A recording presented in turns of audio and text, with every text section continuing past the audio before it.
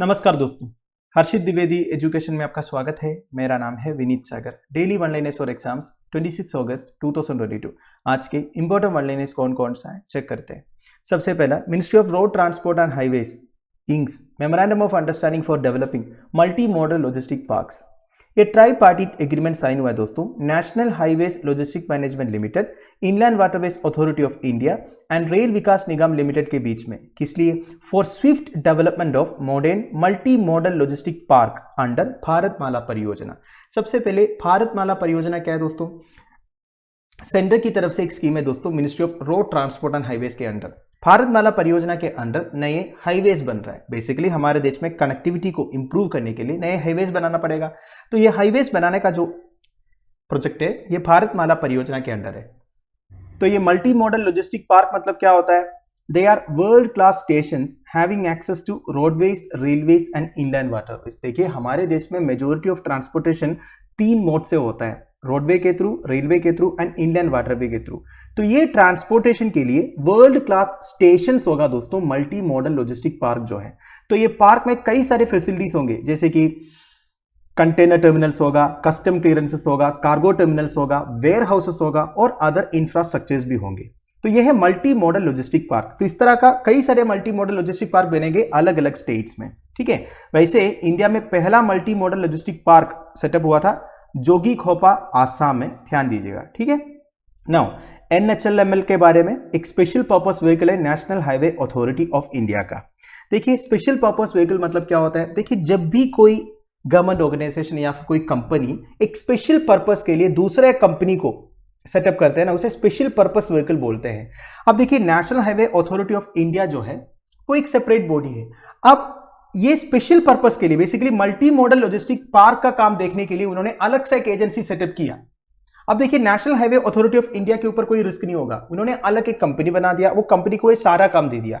इस तरह के कंपनीज को स्पेशल पर्पस व्हीकल बोलते हैं दोस्तों, समझ गए। Now inland waterways authority of India एक स्टैट्यूटरी अथॉरिटी है under the ministry of ports, shipping and waterways. And RVNL जो रेल विकास निगम लिमिटेड है, ये wholly owned public sector enterprise है अंडर द रेलवे मिनिस्ट्री। अगला है Coradia iLint, world's first passenger train powered by hydrogen. Germany दुनिया का first fleet of hydrogen powered passenger train launch किया है, Coradia iLint. Coradia iLint train का range होगा 1000 kilometre, maximum speed होगा 140 kilometre per hour, that is 87 miles per hour. इससे Germany हर साल 1.6 million litres of diesel fuel बचाएंगे दोस्तों। अब देखिए ये जो ट्रेन का सबसे अच्छा खासियत ये है दोस्तों, जीरो एमिशन है, कार्बन एमिशंस बिल्कुल नहीं होगा। वैसे हाइड्रोजन फ्यूल सेल्स का ऑपरेशन के बारे में मैंने आपको 2 दिन पहले बताया था। जिस तरीके से इसमें इलेक्ट्रिसिटी जनरेट होता है ना, उसे ऐसे बाई प्रोडक्ट केवल स्टीम एंड कंडेंस्ड वाटर निकलते दोस्तों, जिससे किसी भी तरह का एनवायरमेंट इंपैक्ट भी नहीं होगा। ठीक है। नाउ हाइड्रोजन के बारे में आपको पता ही है, लाइटेस्ट एंड फर्स्ट एलिमेंट है पीरियोडिक टेबल में। वेट ऑफ हाइड्रोजन एयर से कम है, इसलिए ये एटमॉस्फेयर में राइज होता है। अगला है Ayushman cards can be used for state schemes. Centre recently एक प्लान अनाउंस किया है एक यूनिफाइड कार्ड क्रिएट करने का, that can be used to avail benefits of both the central government run Ayushman Bharat, that is Pradhan Mantri Jan Arogya Yojana, as well as the health insurance schemes run by state governments individually. देखिए आप सबको पता होगा कि अलग अलग स्टेट गवर्नमेंट्स अलग अलग हेल्थ इंश्योरेंस स्कीम्स चलाते हैं। ये सबके अलावा सेंट्रल गवर्नमेंट का आयुष्मान भारत है, जो प्रधानमंत्री जन आरोग्य योजना। अब सिटीजन्स को कंफ्यूजन होता है दोस्तों किस स्कीम के लिए अप्लाई करना है, तो इसलिए हेल्थ मिनिस्ट्री ये डिसाइड किया है कि एक यूनिफाइड कार्ड क्रिएट करेंगे, जिसमें ये आयुष्मान कार्ड्स भी यूज कर पाएगा और स्टेट रन स्कीम्स का जो भी कार्ड्स होगा वो यूज कर पाएंगे। तो बेसिकली दोनों को कंपेन करने वाला है। ठीक है। हेल्थ मिनिस्ट्री के हिसाब से close to 20 schemes are being currently run by several states. तो सब स्टेट्स मिला के 20 स्कीम्स करीब आजकल चलाते हैं। नाउ आयुष्मान भारत प्रोग्राम के बारे में, ये 2018 में लॉन्च हुआ था। The prime concern of this programme was to address health issues at all 3 levels. तो ऑल 3 लेवल्स में हेल्थ इश्यूज को एड्रेस करना इसका प्राइम कंसर्न है। क्या होता है all 3 levels? That is primary, secondary and tertiary. देखिए प्राइमरी मतलब जो गांव में प्राइमरी हेल्थ सेंटर्स आप देखते हो ना, जिसमें एकदम बेसिक फैसिलिटीज रहता है। फिर आप थोड़ा सा कम्युनिटी लेवल में जाओगे या फिर डिस्ट्रिक्ट लेवल में जाओगे, तो उधर डिस्ट्रिक्ट लेवल हॉस्पिटल से उसमें थोड़ा और एडवांस्ड फैसिलिटीज होगा ट्रीटमेंट के लिए। और एक होता है टर्शियरी। टर्शियरी मतलब जो सुपर स्पेशलिटी हॉस्पिटल्स वगैरह होता है। ठीक है। तो इन तीनों लेवल्स में हेल्थ इश्यूज को एड्रेस करना आयुष्मान भारत प्रोग्राम का ऑब्जेक्टिव है।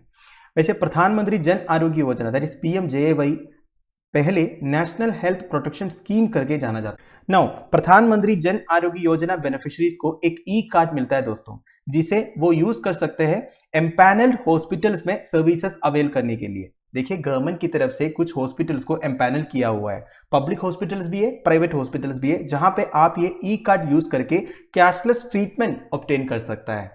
देखिए आपको समझना है प्रधानमंत्री जन आरोग्य योजना बेनिफिशरीज के लिए कुछ कंडीशंस है। ऐसा नहीं पूरे पॉपुलेशन को इस स्कीम में इंक्लूड किया है, ओनली वल्नरेबल पॉपुलेशन जो गरीब है उन लोगों के लिए ये स्कीम है।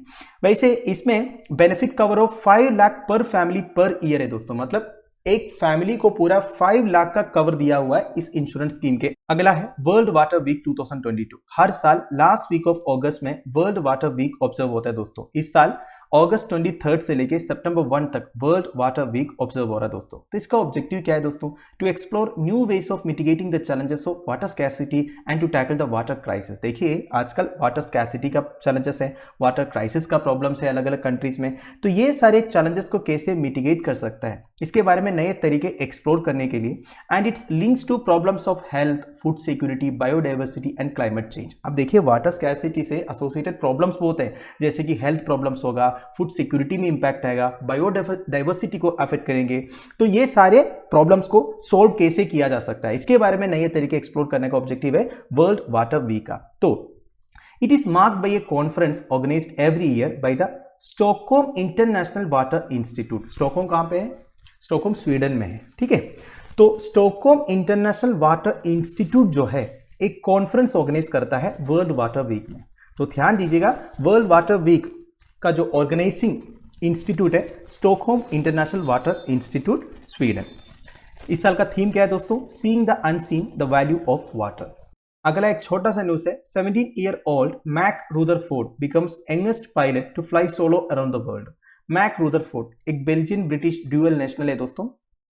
ये यंगेस्ट पायलट बन गया है to fly solo around the world. Fly solo मतलब क्या होता है? मतलब अकेला एक एयरक्राफ्ट में फ्लाई किया है अराउंड द वर्ल्ड।